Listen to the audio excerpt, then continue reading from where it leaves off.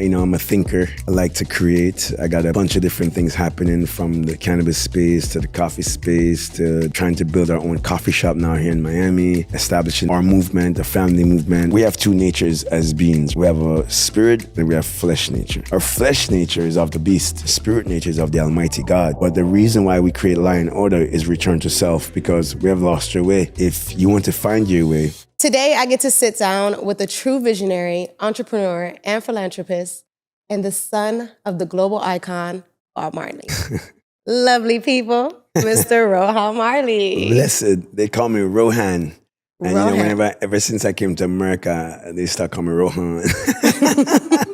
So it's Rohan. Rohan, yeah. Rohan Marley. Yes. How are you? I'm all right. How you doing? I'm good. How's life been treating you? Excellent, except for yesterday I was on the highway on I-95 and some guy tried to carjack me. Yeah, it's dangerous out there. You gotta be careful. Gotta be Miami. vigilant. Yeah. 95 up north a little bit. But you gotta be a vigilant in Miami. Wow. So you gotta be careful around the way. And especially now during these times, it's like a lot of functions. I think it's what's it, Grand Prix now? I think it's F1. F1. So, the vultures are out looking for all kind of praise. They are out. Yeah. So what's your daily routine like? How do you stay focused? My daily routine is I wake up in the morning, the first thing I do, I wake up in the morning, I give thanks and praises within myself.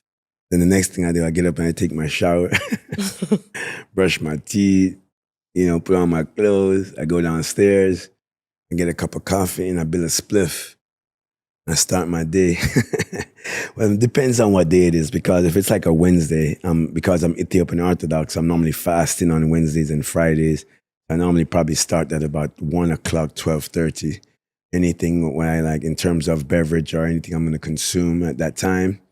But yeah, and then I get into my day. I'm a thinker. I like to create. I got a bunch of different things happening from the cannabis space to the coffee space to the trying to build our own coffee shop now here in Miami, establishing our movement, the family movement, where I'm kind of leading the charge in certain of the new developments.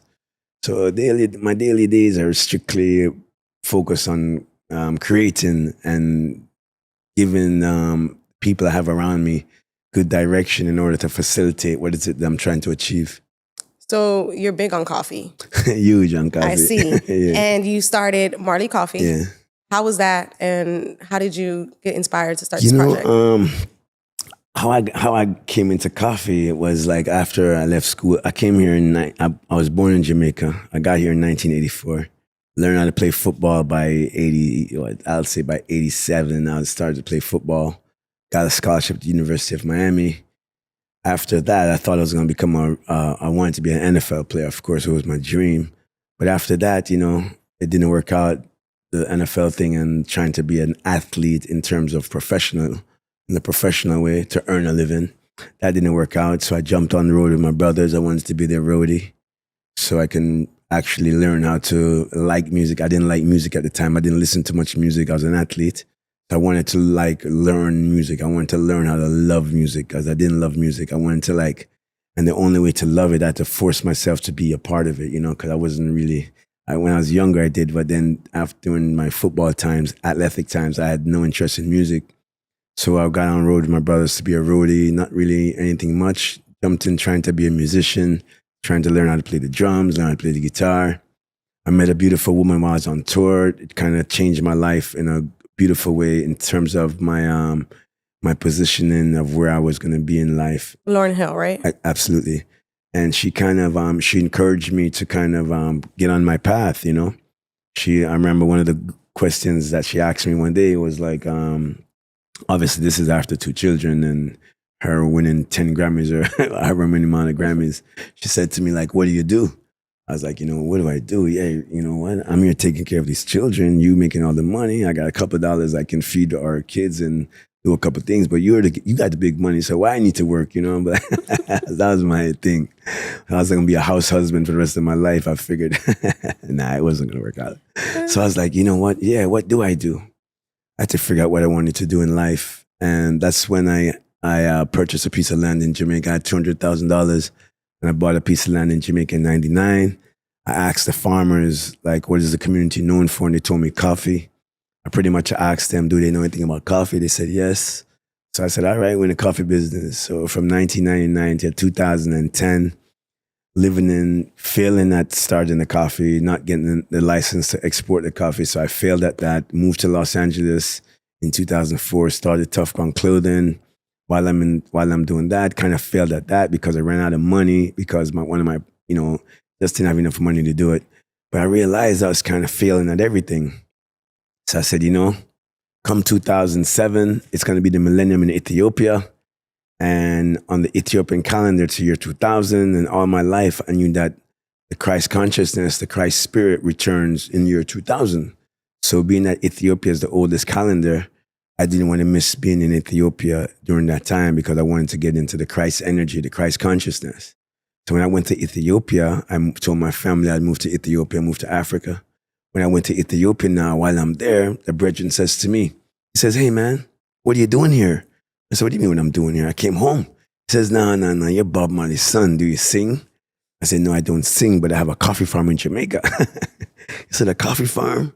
He says, do you know that Ethiopia is the birthplace of coffee? And when the Yemenites would go into Ethiopia and take the coffee back to Yemen, the Europeans would come and trade with the Yemenites. And then they says, oh, we have the beans from the Arabs. So it became Arabica beans.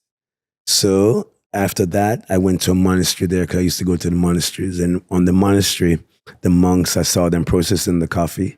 So I asked the monk, I said, I thought the church didn't deal with coffee. What's happening here? He said, you see the roof? We got leaks. You see the people that need food. We have this, we have that. The monks need this, they need that. We have coffee. We trade coffee. I go back to Addis Ababa. I hear on the radio that the Ethiopian government has banned Starbucks from buying coffee because Starbucks used to buy coffee on just on the local market, not really on the commodity system. And Ethiopia wanted to build a commodity system. So they wanted to stop all purchasing. And at the time, Starbucks wanted to own the name Yugochafe, which is a region in Ethiopia. So when I heard that on the radio, when I heard that on the radio, I said to myself, are you kidding me? The biggest coffee company in the world don't own a coffee farm. At the time, they didn't. I own a coffee farm. I called this guy. He had $100,000. His name is Shane. He had $100,000. And I said to him, hey, let me ask you something. I said, do you know who my father is? He says, yes, Bob Marley. I said, do you know that my father's the universal man? I say, he says, yes, Rohan. I said, do you know that I'm also universal? He says, Rohan, what are you trying to say? I said, here's the thing. Coffee is universal. And here's what we're going to do. We're going to build a coffee company. And then we're going to build a coffee company from the birthplace of civilization, the birthplace of Rastafari, the birthplace of Haile Selassie I, and most importantly, the birthplace of coffee. I came back to Los Angeles, and all the artwork that I but all the artwork that I had on the apparel line that I created, I stripped the artwork and I built a coffee bag with the artwork. Wow. And then I started to name the coffee, like I called the dark roast Jam Java. I called the medium roast Mystic Morning. I called the single origin One Love. And I called my tagline Stir It Up. And then Stir it up. You know it. and then for Jamaica, I created Blue Legend, which was a brand. And then because we're premium coffee, top coffee in the world, I called our high level coffee top ranking. And for my decaf, I called it Simmer Down. And that's kind of a little bit of how I got into coffee. I love the names. It's a long story, but it's just, yeah. I love that. They said you were Bob Marley's son. How was it living with Bob Marley when you was a child? Strict, always on your P's and Q's when your dad's around. Very ITEL, very conscious, Rastafari teachings. Very disciplined around the presence of your father. Around it. Let's make sure I tell you around the presence.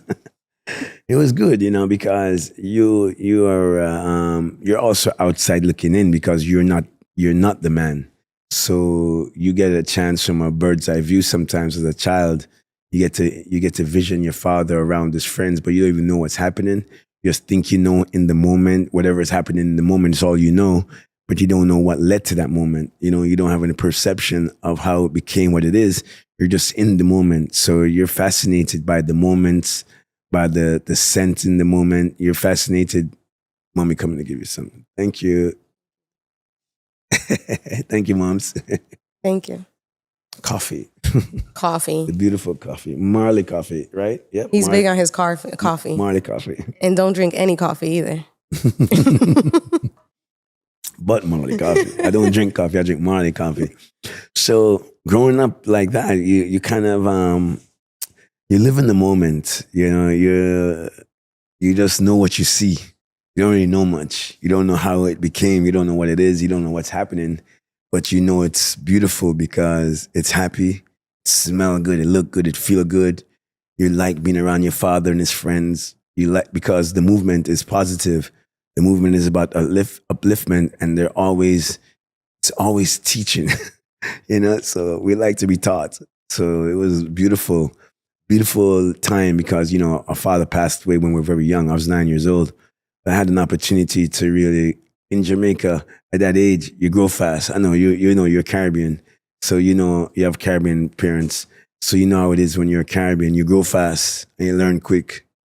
So that's kind of how it is. You end up have to learn on the spot, in the moment. What was the feeling like seeing all the people showing love to your father at his funeral? Wow, at my father's resting, I'm 9 years old. I remember the day because I was there in the front row and watching my brothers perform, and I just remember falling asleep. I remember I just fell asleep, and I was just going through the motions. I mean, because I had to remember when my brother Steven came back from Miami, and I was in my father's yard, Hope Road, and I saw him. The first thing I did, they were trying to take over the place. The veterans when my dad passed on, these guys are crazy. They tried to take over. Wow. They tied my head with this black thing like I was mourning. They put a black thing up there like we're mourning. And I remember when my brother Steven arrived at Hope Road, Steven, Ziggy, and Alan was driving. The first thing I saw him, I started crying, I just remember him saying to me, "Hey man, Daddy say not to cry. Daddy said, don't cry." And all I know is that Steven, all he did was tell everybody, stop crying. Mama Rita, no, Daddy said, don't cry. So I remember that time I was just trying to not cry. Like always. Yeah. What was the most important lesson he has taught you? So many. I would say you asked the question, what does it feel like to see all these people? Yes. But this is what answer your question. It's a lesson I had as a realization in life. I just remember one day, I was thinking to myself, like, man, all these people love your father and they listen to his music and they tell you how much your father's music has changed your life. Who are you? Like, it's like, I had to say, it's time for me to fall in line. Because if it's like, imagine you live in the house with the man, your father, and yet still the people outside your home are more in tune with your own father. They feel like their family. Yeah, so you had to kind of get in tune with self and tap in and be like, no. This is also a teaching for you. This is what you have and more, because we know Rastafari, Mama Rita is there to teach us about the Ethiopian Orthodox faith, the church, because Haile Selassie sent that church for us here in the Western Hemisphere to be closer to the Almighty through prayer and worship and fasting and regimen, of the Orthodox faith. So we had that. So those things were able to kind of stabilize us. So seeing that and feeling that and knowing that, the importance of like just understanding that it's a universal law and we're all part of the human race, and we each have our own independent mind. We each have thoughts of our own ideas, but they belong to self. Those thoughts are your thoughts. Those thoughts aren't to make me upset or you upset. Those thoughts are what you think of each day. There are millions and trillions of thoughts. But if we can understand that those thoughts are just the ideas that we should try to manifest the things that we love from our thoughts, because you have to go through it, you realize that you live an independent life. Life is independent. And the independent life is to be focused upon the mission that what life really represents. And it's about living in this world and living amongst humanity, which are all the same. We're all the same people. We just have different thoughts. Just different thoughts. So we all have the same things. All we have is different thoughts. So when you realize that, you realize, oh, so if someone thinks like you, okay, that makes us one. so, so the key is oneness, and the key is that is like to be within self and just tap into that human existence that each one teach one, and we learn from each other. I like that. Yeah. I love how you all as a family still stick together. I mean, it's the teaching. So it's like you can, it's your teachings. So are you gravitating towards your teaching? Do you have gratitude to your existence? So that is it. You would be living a lie, and it wouldn't work. It wouldn't work at all. It wouldn't work. No, it wouldn't work, because that's not the way, And the way works. When you're off the way, it don't work. Is there one thing you think people have a misunderstanding of your family? I mean, people, like I say. Forget the... No, like I say though, people have thoughts, ideas, it's not going to change anything. But yeah, they do. But it's too many, it's too many. But it's I don't know. You can't like entertain nonsense like I do sometimes, because I like theatrics, because I like to tell stories. So I like to engage people online. I'm like that. I have a like how we met. I'm very engaging on social media. I don't care. It's just like talking to somebody in the street. I don't really care. But I hold my own, meaning what I say is what I say, and what I mean is what I mean. So no matter what anyone says, it don't really deter or nothing. So even what people thinks, it's okay. I still meant what I said, and you can't change it. That's right. Firm on that. Factual. Did Bob Marley cook? Is there a favorite dish? Like, how was it? I'm sure my dad cooked. I just never saw him cook nothing. But my brother Steven, he can cook. My brother Ziggy can cook. My brother, my sons, some of them can cook. My sister, she's a great chef. My mother cook. Everybody cook. I'm just the one that, it's not true that I don't cook. When I was young, I used to cook more than, and now I can't cook a lick. I don't eat much anyway. I'm a vegan, and I try not to eat too much of anything. But to my father, he's ITAL. And what is that? He eats an ITAL way, which is an organic way. And then some of the times he messes around and eat other things. He's a human being. So when I speak to my brothers, they always tell me things like, yeah, man, one time, like a cold foot. Daddy, like a cold foot, or lamb. So one day I remembered I wanted to cook for my children one day, and I called my Uncle Richie. I said, Uncle Richie, Daddy eat lamb? He said, yeah, man, Daddy used to eat lamb sometimes when he felt like it. I said, all right, I'm going to cook some lamb. And I'm going to eat some lamb today, because I never had lamb. I don't eat meat, right? So I got this lamb. I went out there and said I was going to cook this lamb. When I put this lamb on this grill and I cooked it up so nice, when I bit into the lamb, I thought I was biting into like hay, like eating grass. I said, no, this ain't for me. I'm like, no. I must have didn't cook it. I must have didn't cook it right. Tastes like grass. I said, no, I don't need this taste. No. So my father, he probably cook. Yeah, for sure. Countryman, from the country. So you said you're vegan. What's your favorite meal to eat? My favorite meal? I'd say coffee. No. No, my favorite meal though, I don't know, I'm wishy-washy like that. When I'm vegan, but sometimes I go pesce, fish. Yeah, my favorite meal, I don't know. I don't have a favorite meal. if I was to if you say something that I crave when I go to Jamaica, it's a roast fish, fresh off the seaside roast fish. But I don't really like that in Jamaica because it tastes like the seawater. It's nice and fresh, and you smell the seawater on it. You don't put any. It's just like a type of seasoning, and then you eat that on a grape leaf, and you eat that on the roadside, right there from the seaside. That's like my favorite thing. It's not really about what is it favorite I like to eat. It's how I like to eat my favorite thing. It's a lifestyle of how I like to eat. It's on the roadside by the seaside, cooking outside. Oh, the fish has to be amazing in Jamaica. It's actually fresh and nice. Are there any new projects that you're excited to be working on? Absolutely. Well, come next year, my family would be living here in South Florida for 50 years. My grandma, my Uncle Richie, and Uncle Anthony moved here. My brother Stephen and Daddy and Ziggy and Sidella, they used to come here way before me. I got here in 84. So we're part of the stitching of South Florida. So the next project I'm working on, well, right now, actually, I'm a part of the cannabis movement here, the legal movement. And I'm working with a company called Gold Flower. They're my partners here. We're launching that in May here in South Florida through all their ideal dispensaries.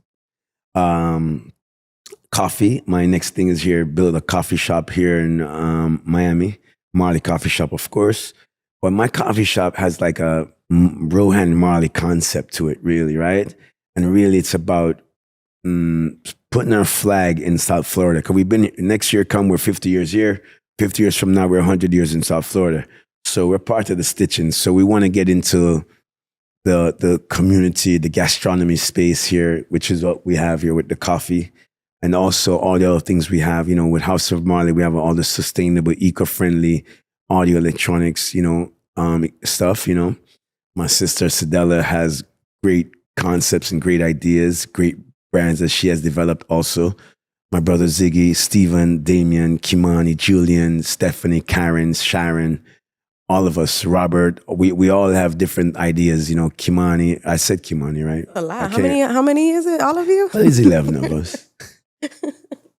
But 11 loving people and Mama Rita. When it comes on to, I say 11 of us because when it comes on to the direct Marley family, like us, the children, there's many of us. We have like myself, we have children upon children upon children. So there's a lot of us. But when I say 11, it just means the immediate 11 of this generation right after Bob and Rita and my mother and other brothers and sisters' mothers. I said Damien, right? I mean, I can't leave out the star, Damien. Oh, wow. Superstar. And then obviously my sons are coming great. I have YG Marley. I have Zion Marley. I have Nika Marley. My daughters are phenomenal. I have Eden Marley, who studies law at Hofstra, graduated with a law degree. I have Salem Marley, who went to NYU, but decided that she's going to return back to school later, which is okay. She's doing her thing. Very, very proud of her. I have Sarah, who is in high school. She just got her driver's license. She driving around asking for gas money all the time. I'm joking. Sarah, I'm joking. And yeah, so, I'm very, very much proud of all the children, all of nieces and nephews. They all follow after their father's footstep and mother's footstep. They're all creative people, so we come from a musical family. So sometimes you're like, man, everybody's singing. I'm like, yeah, that's what we do. That's what, you can't help it. You're a creature of your environment. You're part of the system. You wake up every day. I can imagine my brother's children, and even my own children with Miss Hill. They wake up every day in a studio. But you can't expect them to that's gonna be the craft. That's amazing. They're keeping the legacy alive. They don't have a choice. Because it's like when you go to school, right? You're gonna pick up what you're learning in school.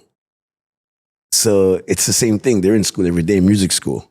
So they're picking up on and they know music because they hear it all day from because music is about instruments and notes and keys and scales, So that's the most important thing. And when you learn the instrument way of life, like Skip Marley now, I watch my sister Skip Marley. Yeah. Slow down. Yeah, slow down. Let me love you. I watch my sister develop Skip Marley in Mr. Son.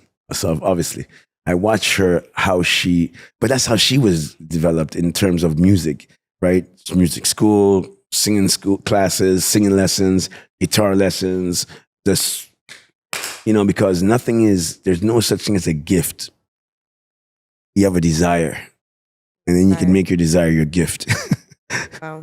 Yeah, you have no gifts. What gifts? You have to work at it. Gifts. What does get? No, you can have inclinations of things you may want to do later on in life. It's like seeing a kid. Oh man, that kid can kick a ball. If you don't train him to kick that ball, he's just gonna be that kid that can kick a ball. Right. Yeah, you can't have to become masters. And masters is repetition of the same things over and over and over and over again. That's mastery. When you can do one thing a trillion times. Well, talking about gifts, I actually have a gift for you.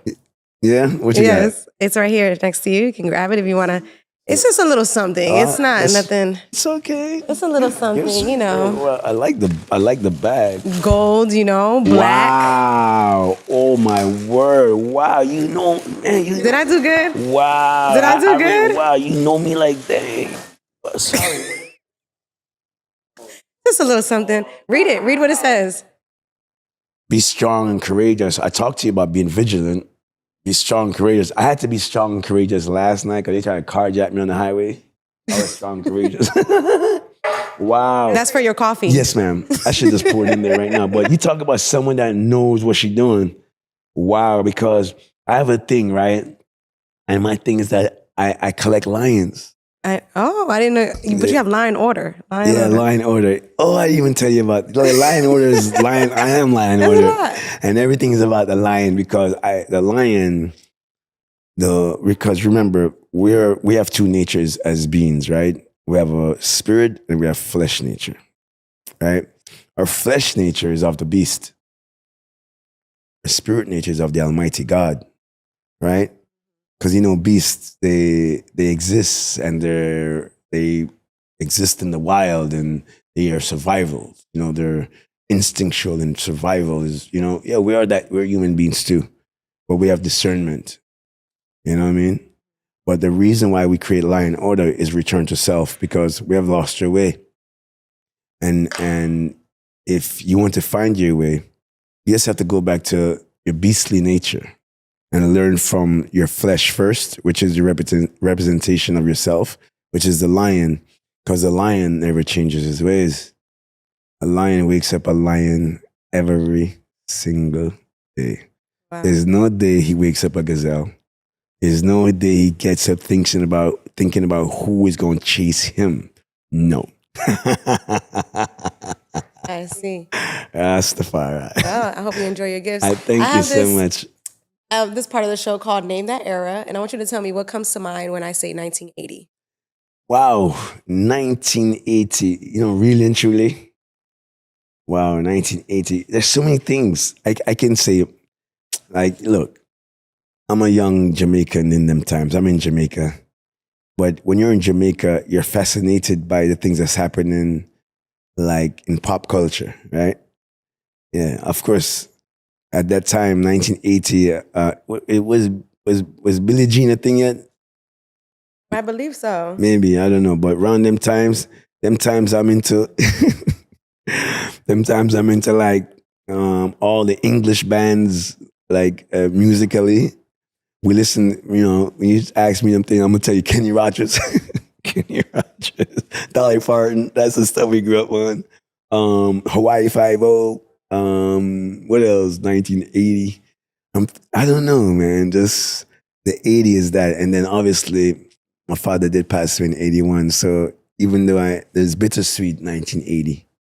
And then, because we didn't see him for a couple of years before that. Maybe a year. Because he was, that man's a busy man. Wow. What about Marley's? What comes to mind when I say the Marleys? Family.